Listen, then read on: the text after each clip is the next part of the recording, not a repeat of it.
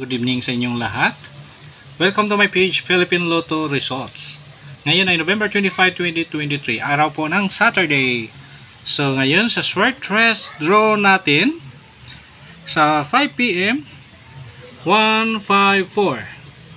154. So yan ang sa short rest natin sa national. So bago tayo mag-proceed, please follow, share my videos sa Philippine Lotto Results.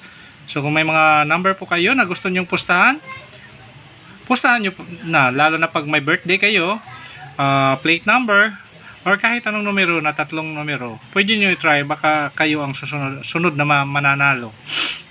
Ayan, so dito naman tayo sa Easy Lotto. Sa 5 p.m. natin, ngayon ang araw, ang Easy Lotto ay 18-14. 18-14. So yan sa Easy 2 Lotto natin, sa 2 digit. Ayan, so thank you so much. Mamaya update na naman tayo.